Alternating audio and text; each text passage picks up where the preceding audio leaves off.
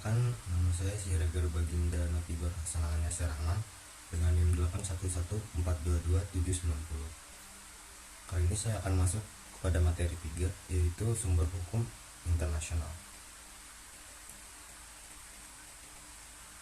Sumber hukum internasional merupakan suatu dasar yang telah digunakan oleh Mahkamah Internasional dalam bertindak memutuskan masalah pada bidang sehubungan internasional. Sumber-sumber hukum internasional telah dibedakan menjadi dua, yaitu sumber hukum yang dalam arti material dan sumber hukum dalam arti formil.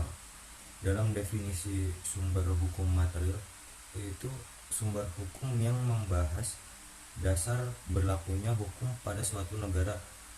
Lalu pada segi hukum formil, yaitu sumber hukum dari mana untuk mendapatkan atau mengemukakan ketentuan-ketentuan hukum internasional. Menurut pendapat Brearley, sumber hukum internasional dalam arti formil adalah sumber yang paling penting yang memiliki otoritas tertinggi dan otentik yang digunakan dan diterapkan pada Mahkamah Internasional dalam mengambil keputusan untuk suatu sengketa internasional.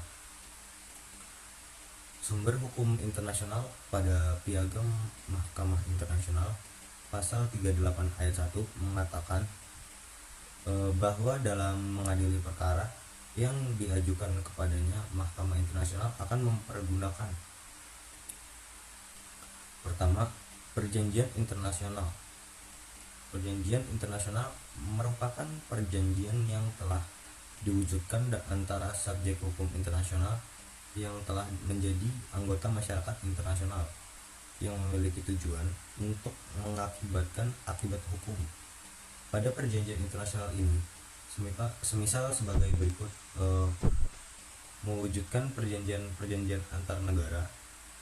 Kemudian adanya perjanjian antara negara dengan organisasi internasional. Selanjutnya ada perjanjian antara organisasi internasional dengan organisasi internasional. Kemudian ada perjanjian antara takhta suci dengan negara-negara.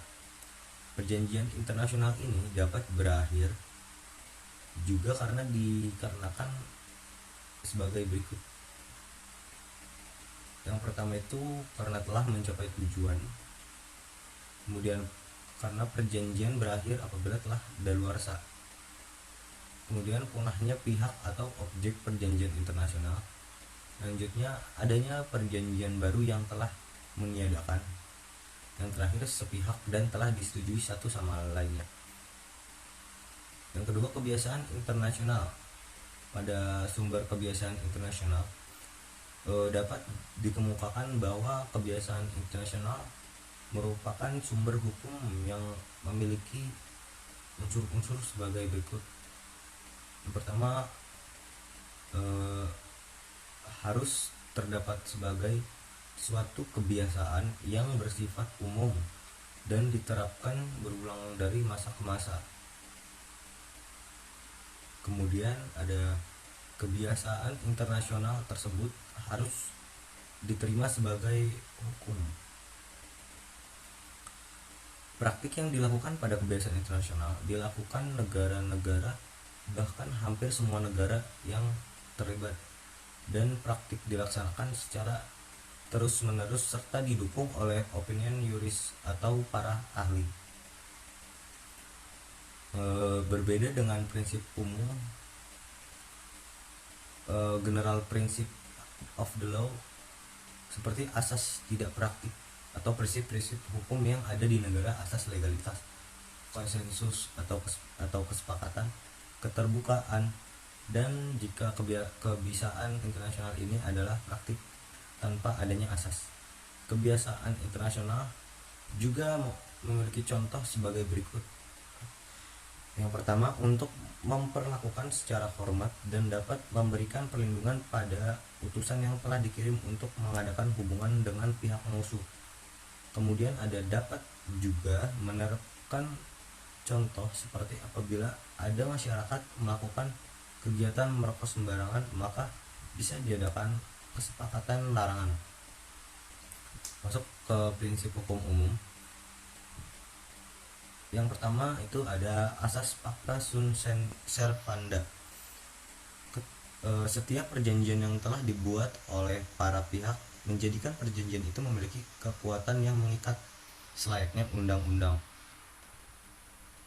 Kemudian ada asas good faith atau bona fide, memiliki interaksi atau jalinan hubungan internasional didasarkan pada niat baik. Kemudian ada asas resiprositas, pola timbal balik dalam hukum internasional.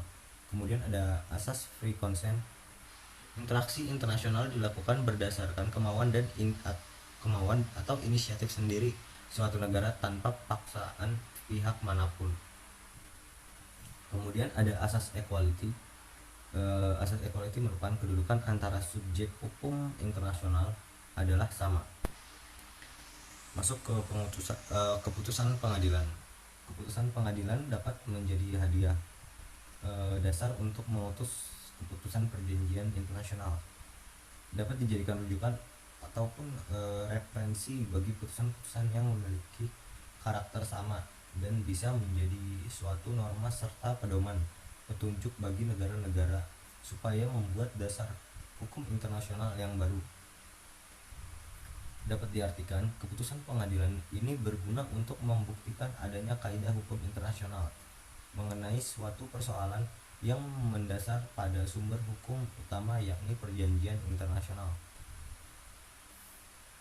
kebiasaan internasional, dan asas-asas hukum internasional. Bersifat tidak mengikat, artinya tidak dapat menimbulkan kaidah hukum.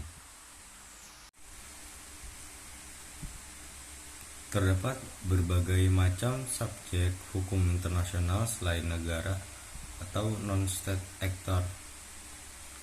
Dengan adanya perubahan dan perkembangan zaman dalam masyarakat, beragam organisasi dan individu di bidang hukum internasional semakin aktif terlibat dalam hubungan internasional. Hal ini telah mengakibatkan perubahan mendasar dalam dinamika hubungan internasional, yang pada gilirannya menuntut perkembangan prinsip dan aturan hukum internasional yang baru. Oleh karena itu, dapat disimpulkan bahwa hubungan hukum internasional semakin meluas dan sangat kompleks. Oleh sebab itu, pandangan yang memandang negara sebagai satu-satunya subjek hukum internasional harus ditinggalkan. Objek hukum internasional adalah permasalahan-permasalahan yang menjadi fokus pembahasan dalam hukum internasional.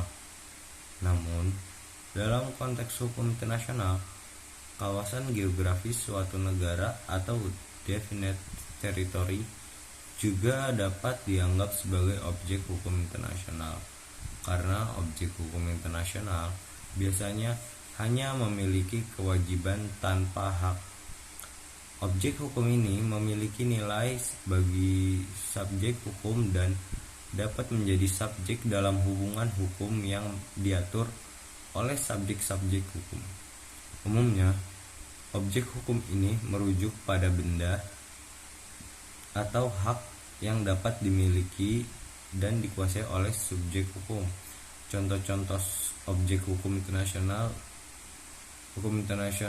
hak asasi manusia. Seluruh peraturan hukum internasional yang bertujuan untuk melindungi hak individu. Hukum humaniter internasional. Seluruh peraturan hukum internasional yang dimaksud untuk memberikan perlindungan kepada individu yang terlibat dalam konflik bersenjata non-internasional, terutama kepada anggota pasukan tempur yang tidak lagi aktif bertempur atau kepada warga sipil yang tidak terlibat dalam suatu pertempuran. Hukum kejahatan terhadap kemanusiaan merujuk pada kategori hukum yang menangani tindakan-tindakan kriminal yang merugikan atau melanggar hak-hak individu. Hukum kejahatan terhadap manusia mengatur berbagai aspek yang berkaitan dengan tindak kejahatan serta perlindungan hak-hak korban. Organisasi internasional seperti Mahkamah Pidana Internasional (ICC) dan Mahkamah Hak Asasi Manusia Eropa yang berperan dalam menangani kasus-kasus pelanggaran hak asasi manusia dan kejahatan terhadap manusia di tingkat internasional.